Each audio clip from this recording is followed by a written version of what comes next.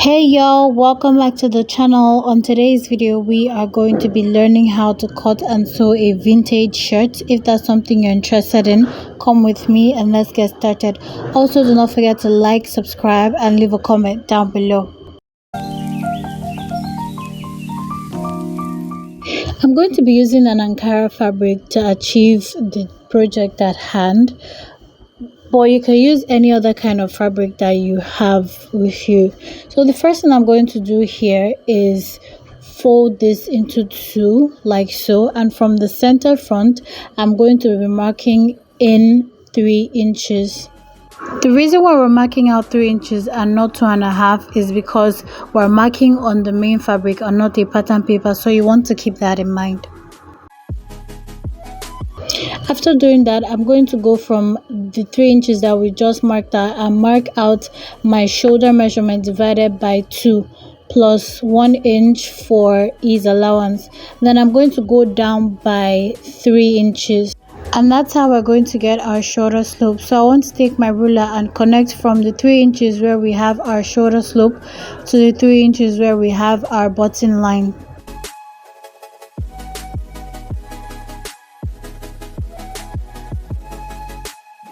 What we're going to do is get our armhole measurement. Now from the shoulder slope that we already created, I'm going to go down by 8 inches. That's my round sleeve measurement divided by 2.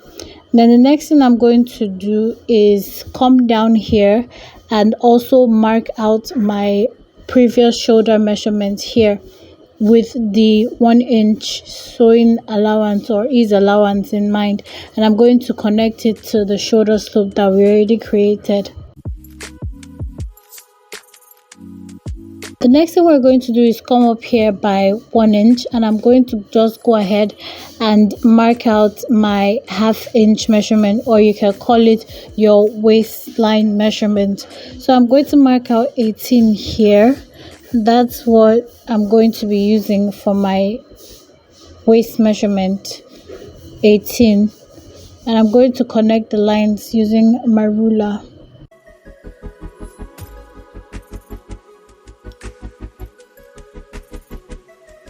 Still keeping in mind the 1 inch, I'm going to go ahead and mark out the full length of the shirt.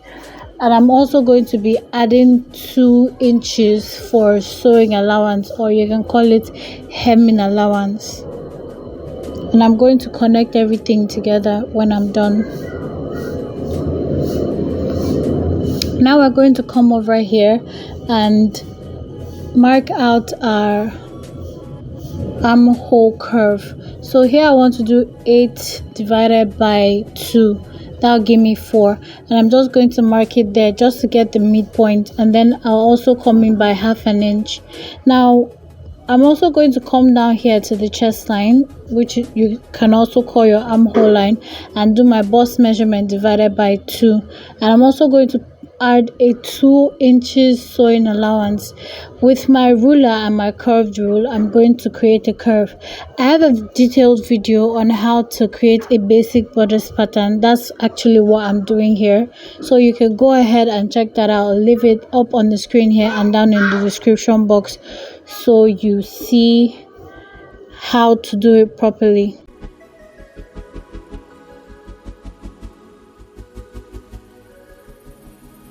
After we're done doing that, creating the armhole for both the front and the back, I'm going to go ahead and mark out my waist measurement divided by 4 on my waistline.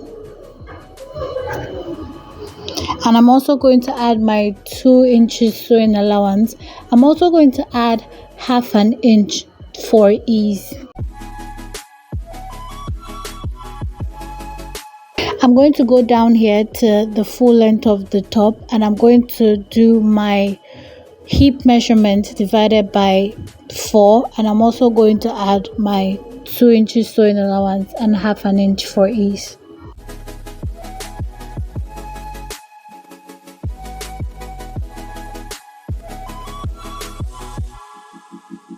With my curved ruler, I'm going to connect all the dots together. But you don't have to use a curved ruler if you don't want the t-shirt to come out curvy on you. You can actually use your straight ruler to make these connections. And I'm going to go up here from the hip line by 2.5 inches or 2 inches. It depends on how curvy you want your shirt to come out at that point. I'm just going to connect it like so. Now with that being said, we're going to come over here and create our neckline. So I'm going to go in by 2.5 and I'll come down by 3 inches. Now if you don't have a curved rule, you can actually just create a box around this. So the 2.5 and the 3 inches that you already went out by, just create a box and then go in by 1 inch, and that way you can create a curve. It's easier. After doing that, we're going to go ahead and cut. Now please watch how I cut this. I'm starting to cut from the armhole line, but not just any armhole line. I'm actually cutting from the outside of the armhole line instead of the inside, and this is going to help us with cutting the back part of it. So this is what the front is looking like so far. Let's go ahead and do the back. So I already went ahead to fold this into 2, and I'm going to come here and take my shoulder measurement like I did in the front, and I'm going to add my 1 inch for ease allowance. What you want to do is you want to go ahead and place the front onto the back, but there's something that's not here that I should tell you guys.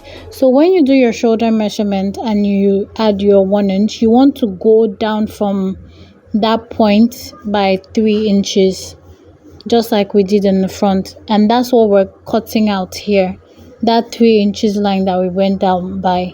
So when we're done cutting that, we want to adjust the clothes. You want to make sure that you have enough fabric to ascertain what you're about to do. From this slant line, we're also going to come down by 3 inches and connect like so, and then we're going to place our front pattern back onto that line. Make sure it's on the line, not above and not below. 1/2 inch can make a huge difference. So when we're done doing that, you also want to make sure that your buttonhole line and the center back line are together. So what we want to do now is just go ahead and see if this works, and it does for me. I'm going to go ahead and trace the front onto the back by cutting, of course. So I'm going to cut every other place except the neckline.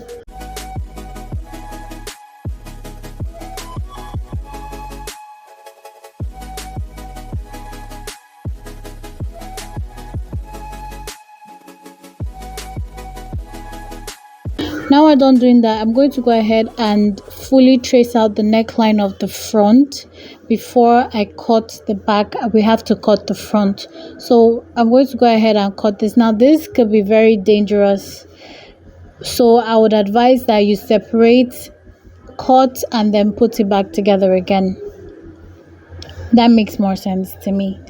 So the next thing we're going to do is fold the back like so, and then use our chalk to trace the neckline onto the back, just like what I'm doing here. There is like no special way to do this. Just make a curve, like a U-turn, if you know how to drive. That's it. And then you're just going to go ahead and cut.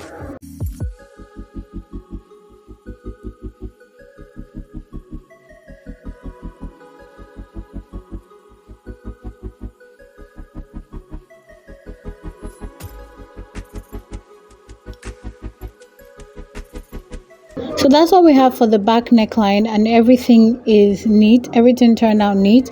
So the next thing we're going to do is separate the front, but first we have to cut the front armhole, and then we're going to separate the front like so.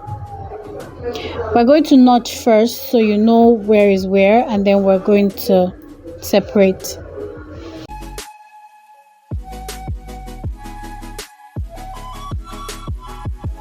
we're going to go ahead and fold and iron, but doing that is not enough, so we're going to have to add an interface into this.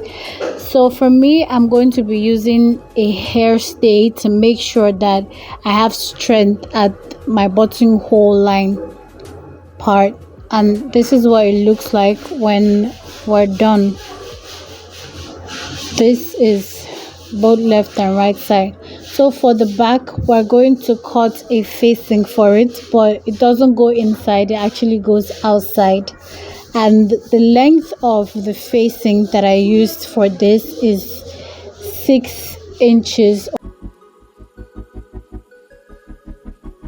Here we have our back piece and our facing piece. What I'm going to do is place this like so and hem the end of the facing piece onto the back piece. But before we do that, I'm going to go ahead and use my pins to hold this down at the shoulder part so it doesn't move as much as it wants to. So we're done doing that, and this is what it looks like. This is back piece and facing. So what we're going to do next is start putting all the pieces together. So we're going to place our front piece onto the facing piece.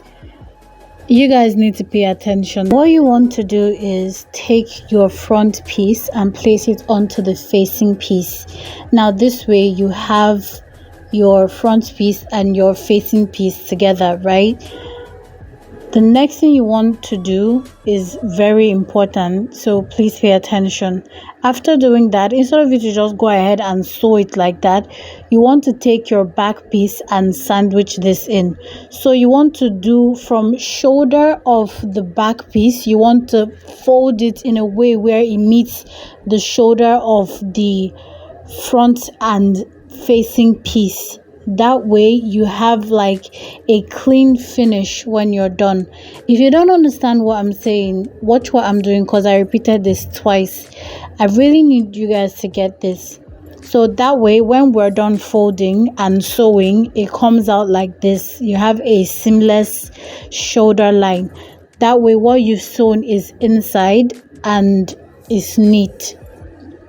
I pray you guys understand what just happened here. So after doing that, you guys, this is what it's looking like right now. The next thing we're going to do is go ahead and measure around the neckline. So I'm going to start from edge of one part and measure around to the other edge. And here I have 20. I already did a detailed video on how to attach the lower collar to the upper collar. I also have a detailed video on how to attach the collar onto the shirt itself. And for the sleeve, yes, I also made a detailed video on how to draft, cut and sew the sleeve onto the shirt. Next thing we're going to do is close by the allowance that we left for it, which is 2 inches, or you can use 1.5. After which you want to go ahead and hem the end of the shirt and add your buttonholes and buttons to this. I hope you guys learned something new, and I hope you try this out for yourself. With that being said, you guys, please don't forget to like, subscribe and leave a comment down below. Don't forget to turn on your notification bell so you'll be notified when I post a new video. Don't forget to love yourself, because I love you. Have a beautiful day or night, whichever it is you live for. Bye.